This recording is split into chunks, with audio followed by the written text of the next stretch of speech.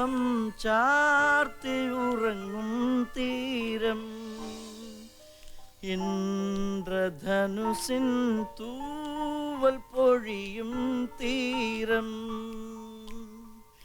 ഈ മനോഹര തീരത്ത് തരുമോ ഇനിയൊരു ജന്മം കൂടി എനിക്കിനിയൊരു ജന്മം കൂടി.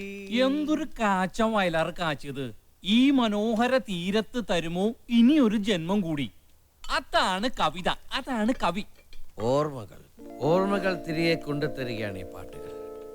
ജനിച്ച ഗ്രാമം, വീട്, പ്രൈമറി സ്കൂൾ, ആദ്യ പ്രണയം. രമണീയമാണ് ഈ പ്രകൃതി ഉണ്ടാക്കിയ ഗ്രാമം. ഷീലേ, നീ ഇവിടെ ഒന്നിരിക്കണേ. ആദ്യ പ്രണയത്തിൽ എത്തിയിട്ടല്ലേ ഉള്ളൂ. എന്റെ നമ്പർ വരുമ്പോ വിളിച്ചാ മതി, ഞാൻ അപ്പ വന്നോളാം. ആ അതെ, പിള്ളേര് കമ്പ്യൂട്ടറിന് മുമ്പിൽ കുത്തിയിരിക്കുകയാണ്, സാധനങ്ങളൊന്നും പാക്ക് ചെയ്തിട്ടുമില്ല.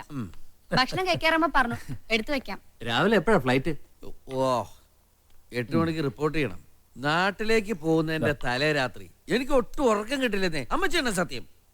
ഈ മണൽക്കാട്ടിലെ പ്രവാസത്തിൽ നിന്നും കിട്ടുന്ന കുറച്ചു നാളത്തേക്കുള്ള പരവുൾ. നമ്മളൊക്കെ തടവുകളികളല്ലോ സുരേഷേ. അതാണ് ധനികരായ തടവുകാർ.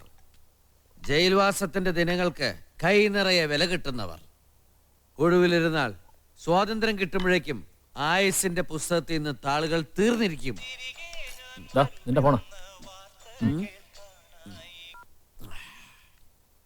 ഒരു മിനിറ്റ് ജോണിച്ചോ, എന്നടാ? നാളെ തന്നെ എത്തുമല്ലോ. ഓ, എത്തും. ഞാൻ എയർപോർട്ടിൽ വരണോ? ഞാൻ നാളെ തൊട്ട് ലീവാ. വേണ്ട, നീ വീട്ടിൽ നിന്നാ മതി. എന്റെ കാര്യം വല്ലതും ആയോ? ഞാനോട് വരട്ടടേ. ആരാ? ജോസ്, എന്റെ പഴയ സ്കൂൾമേറ്റാ. കണക്കില് തോമസ് സാറിന്റെ പ്രിയപ്പെട്ട ശിഷ്യന്മാർ ഞങ്ങൾ 2 ആളായിരുന്നു. അന്ന് സാറ് തന്ന കിഴക്കിന്റെ പെടയുടെയാ ഈ കണക്ക് കൂട്ടിയും കിഴിച്ചും ഞാൻ പച്ചരി മേടിക്കുന്നത്. അവൻ്റേത് പക്ഷെ പിഴച്ചുപോയി എല്ലാ കണക്കുകളും. ഇപ്പൊ ജീവിക്കാൻ ഒരു റെയിൽവേ റെസ്റ്റോറന്റിൽ ബെയറിന്റെ വേഷം. പാവം. ഒരു കണക്കിന് അവനാ ഭാഗ്യവാൻ.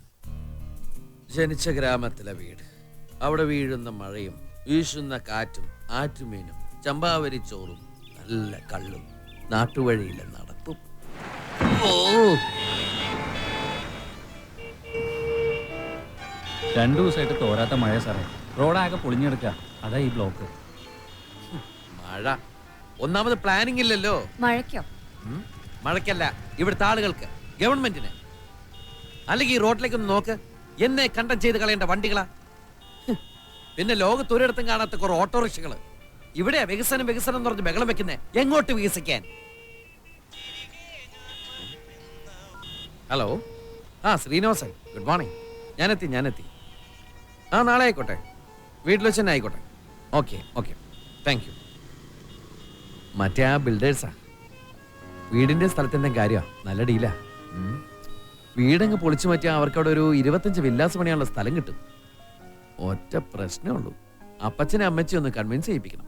അതെങ്ങനെയാന്നുള്ളതാ.